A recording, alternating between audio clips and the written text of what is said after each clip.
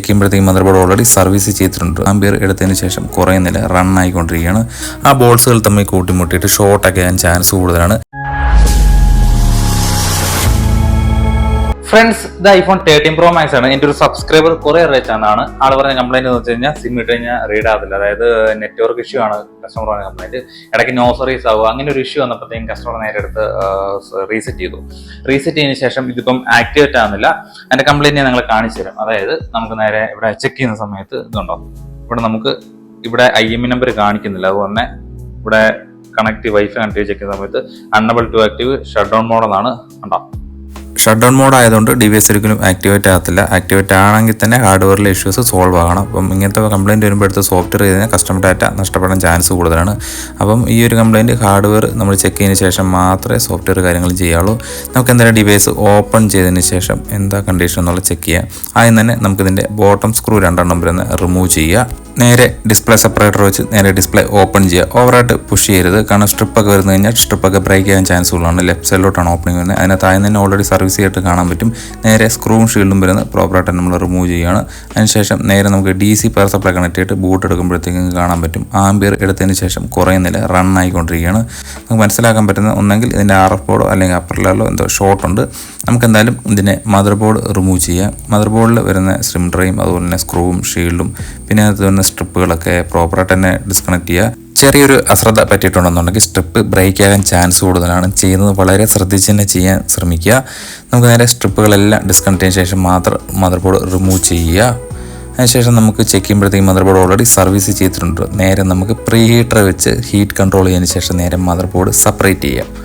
Mother board നേരെ മൈക്രോസ്കോപ്പിൽ detail ആയിട്ട് check ചെയ്ത് നോക്കുക, ഏതെങ്കിലും സെക്ഷൻ സർവീസ് ചെയ്തിട്ടുണ്ടോ. ഇതിനകത്ത് നമുക്ക് ചെക്ക് ചെയ്യുമ്പോഴത്തേക്കും മനസ്സിലാക്കാൻ പറ്റുന്നത് ഓൾറെഡി ബേസ്മെൻറ്റ് AC സർവീസ് ചെയ്തിട്ടുണ്ട്, അപ്പർ ലെയർ ഒന്നും സർവീസ് ചെയ്തിട്ടില്ല. നേരെ ബേസ്മെൻറ്റ് AC സെക്ഷൻ നമുക്കൊന്ന് ചെക്ക് ചെയ്ത് നോക്കാം. ആ ഒരു സെക്ഷൻ ചെക്ക് ചെയ്യുമ്പോഴത്തേക്കും ഫുൾ ഷോട്ടാണ് കാണിക്കുന്ന ഒരു കപ്പാസിറ്റർ. നമുക്ക് നേരെ ബേസ്മെൻറ്റ് AC റിമൂവ് ചെയ്യാം. ഹീറ്റ് കൺട്രോൾ കറക്റ്റ് ആയതിനു ശേഷം പ്രോപ്പറായിട്ട് നമ്മൾ IC റിമൂവ് ചെയ്യാണ്. ഫ്ലക്സ് ആഡ് ചെയ്ത് ഇതുപോലെ സോൾഡറിങ് ആയതുകൊണ്ട് നല്ല നീറ്റായിട്ട് ആ ലെഡുകളെല്ലാം ഇതുപോലെ ക്ലിയർ ആക്കി എടുക്കുക. അടുത്തുള്ള കമ്പോണൻറ്റുകളൊന്നും ടച്ച് ആകാതെ വളരെ ശ്രദ്ധിക്കുക. അതിനുശേഷം സോൾഡറിങ് പിക്ക് ഉപയോഗിച്ച് ക്ലീൻ ചെയ്യുകയാണ്. ക്ലീൻ ചെയ്യുന്ന സമയത്ത് ഇതിൻ്റെ പാഡൊന്നും ഡാമേജ് വരാതെ ശ്രദ്ധിക്കുക. സ്കിന്നൊക്കെ ഡാമേജ് ആയി കഴിഞ്ഞാൽ ലെഡ് തമ്മിൽ ഷോർട്ടാകാൻ ചാൻസ് കൂടുതലാണ്. അതിനുശേഷം ഇതുപോലെ നീറ്റായിട്ട് ശരം പോലെ ലെഡ് ഇരിക്കാത്ത രീതി ക്ലിയർ ചെയ്തതിന് ശേഷം നമുക്ക് നേരെ തിന്നർ ഉപയോഗിച്ച് നല്ല നീറ്റായിട്ട് ക്ലീൻ ചെയ്തെടുക്കാം. ഇതുപോലെ പെർഫെക്റ്റ് ആയിട്ട് ക്ലീൻ ചെയ്യുക. അതിനുശേഷം നമുക്ക് നേരെ ബേസ്മെൻറ്റ് AC റീബോൾ ചെയ്യാം. റീബോൾ ചെയ്യുമ്പോഴത്തേക്കും നമ്മൾ ശ്രദ്ധിക്കേണ്ട കാര്യം എന്താണെന്ന് വെച്ചാൽ പ്രോപ്പറായിട്ട് റീബോൾ അല്ലെന്നുണ്ടെങ്കിൽ ഇപ്പോൾ ഒരു ബോൾസിന് സൈസ് കൂടുതലാണെന്നുണ്ടെങ്കിൽ നമ്മൾ തിരിച്ച് ഇൻസ്റ്റാൾ ചെയ്യുന്ന സമയത്ത് ആ ബോൾസുകൾ തമ്മിൽ കൂട്ടിമുട്ടിയിട്ട് ഷോർട്ടൊക്കെ ആകാൻ ചാൻസ് കൂടുതലാണ്. അതാണ് ഇപ്പം ഇതിനകത്ത് സംഭവിച്ചിരിക്കുന്നത്. അപ്പോൾ ഒരു ബോൾസ് കൂട്ടിമുട്ടിയിട്ടുണ്ട്. നമ്മൾ ബേസ്മെൻറ്റ് AC ചെക്ക് ചെയ്തിട്ടുണ്ട്, ബേസ്മെൻറ്റ് ACക്ക് ഷോർട്ടൊന്നുമില്ല. ICയിൽ കുറച്ച് ഫ്ലെക്സ് ആഡ് ചെയ്തതിന് ശേഷം ജസ്റ്റ് ഒന്ന് ഹീറ്റ് ചെയ്യുക. അതിനുശേഷം മദർ ബോർഡിലേക്ക് നമുക്ക് നേരെ ഇൻസ്റ്റാൾ ചെയ്യാം. അതിന് തന്നെ കുറച്ച് ഫ്ലെക്സ് ആഡ് ചെയ്യുക. അതിനുശേഷം കറക്റ്റ് ഡയറക്ഷൻ നമ്മൾ ബേസ്മെൻറ്റ് AC ഇൻസ്റ്റാൾ ചെയ്യുകയാണ്. അതിനുശേഷം ഹീറ്റ് കൺട്രോൾ കറക്റ്റ് ആയതിനു ശേഷം ഹീറ്റ് ചെയ്ത് പ്രോപ്പറായിട്ട് IC ഫിക്സ് ചെയ്യുക. ഏകദേശം കൂടാതിന് ശേഷം നല്ലതായിട്ടൊന്ന് ക്ലീൻ ചെയ്യുകയാണ്. തിന്നർ ഉപയോഗിച്ച് വൈറ്റ് ക്ലോത്തും കൂടെ നല്ല നീറ്റായിട്ട് ശകലം പോലും ഫ്ലക്സ് ഇരിക്കാത്ത രീതി ക്ലീൻ ചെയ്യുക. ബേസ്മെൻറ്റ് ACയുടെ പാത്ത് ചെക്ക് ചെയ്യുമ്പോഴത്തേക്ക് ഷോർട്ട് മാറിയിട്ടുണ്ട്. നമുക്കിനി ഇതിൻ്റെ ലെയർ നേരെ റീബോൾ ചെയ്യാം. ലെയർ റീബോൾ ചെയ്യുന്ന സമയത്ത് ഒരുപാട് പേർക്കുള്ള ഡൗട്ടാണ്, കാരണം PPD അപ്ലൈ ചെയ്യുന്ന സമയത്ത് ഓവർ PPD ആവുമോ, അല്ലെന്നുണ്ടെങ്കിൽ ഇതിൻ്റെ സിം ഡ്രൈഡ് ആ ഭാഗത്തൊന്ന് ശ്രദ്ധിച്ചോണം. കാരണം ഇതിനകത്ത് ഞാൻ വീഡിയോയിൽ നിങ്ങൾ ശ്രദ്ധിച്ചിട്ടുണ്ടോ എന്ന് എനിക്കറിയില്ല, ഞാൻ ഓൾറെഡി കാണിച്ചിട്ടുണ്ട്. അന്ന് എൻ്റെ സിം ഡ്രൈഡ് അവിടെ ഓൾറെഡി ലെഡ് കുടുങ്ങി കിടപ്പുണ്ട്. ലെഡ് കുടുങ്ങാൻ കാരണം എന്താണെന്ന് വെച്ച് കഴിഞ്ഞാൽ നമ്മളിങ്ങനെ സിം ഡ്രൈഡ് ആ ഏരിയയിൽ PPD ഫില്ല് ചെയ്യുന്ന സമയത്ത് അപ്പുറത്തോട്ട് സ്പ്രെഡ് ആയിട്ടുണ്ടെന്നുണ്ടെങ്കിൽ സിം ഡ്രൈക്കകത്തോട്ട് ഇറങ്ങാൻ ചാൻസ് കൂടുതലാണ്. അപ്പോൾ ആ ഒരു ഏരിയ വളരെ ശ്രദ്ധിച്ച് തന്നെ PPD അപ്ലൈ ചെയ്യുക. അതിനുശേഷം പ്രീ ഹീറ്റർ വെച്ച് കറക്റ്റായിട്ട് ലെയർ റീബോൾ ആക്കി എടുക്കുക. അന്ന് കാണാൻ പറ്റും റീബോൾ ആയി വരുന്നത്. അതിനുശേഷം കുറച്ച് ഫ്ലെക്സ് ആഡ് ചെയ്യാണ്. ഫ്ലെക്സ് ഇടുമ്പം ഓവർ ഫ്ലെക്സ് ആകാതെ ശ്രദ്ധിക്കുക. ആ ലെയറുകളിൽ മാത്രം നമ്മൾ ഫ്ലെക്സ് ഇടുകയാണ്. കാണാൻ പറ്റും കറക്റ്റായിട്ട് ഫ്ലെക്സ് ഇട്ടിട്ടുണ്ട്. ഇപ്പം പ്രോപ്പറായിട്ട് ആ ബോൾസ് എല്ലാം ആയിട്ടുണ്ട്. ഫ്ലെക്സ് കൊണ്ട് ചെന്ന് കഴിയുമ്പം പ്രോപ്പറായിട്ട് ബോൾസ് ആകും. അതിനുശേഷം മദർ ബോർഡ് ഒന്ന് കൂളാകണം. ഏകദേശം ഒരു 5 മിനിറ്റ്സ് എടുക്കും കൂളാകാനായിട്ട്. അതിനുശേഷം ഇതിൻ്റെ അപ്പർ ലെയർ കറക്റ്റായിട്ട് നമുക്ക് നേരെ ഇൻസ്റ്റാൾ ചെയ്യാം. അപ്പർ ലെയർ കറക്റ്റ് ഡയറക്ഷനിൽ വെച്ചതിന് ശേഷം നേരെ പ്രീ ഹീറ്റർ വെച്ച് റീകോമ്പിനേഷൻ ചെയ്യാം. ഡിവൈസ് ഫുള്ളായിട്ട് ക്ലോസ് ചെയ്തതിന് ശേഷം നമുക്കൊന്ന് ചെക്ക് ചെയ്ത് നോക്കാം. നിങ്ങൾക്ക് കാണാൻ പറ്റും ഇതിൻ്റെ IME നമ്പർ തിരിച്ചെത്തിയിട്ടുണ്ട്. ഇനി ഇതിൻ്റെ സെറ്റപ്പൊക്കെ ഒന്ന് സെറ്റ് ചെയ്യുക. ഷട്ട് ഡൗൺ മോഡ് എന്നുള്ള ഓപ്ഷൻ മാറിയിട്ടുണ്ട്. നമുക്കതിന് കംപ്ലീറ്റ് സെറ്റപ്പ് എല്ലാം ഫിനിഷ് ചെയ്തതിന് ശേഷം നമുക്കൊന്ന് നേരെ ഒന്ന് ചെക്ക് ചെയ്ത് നോക്കാം എല്ലാം വർക്കിംഗ് ആണോ എന്ന്.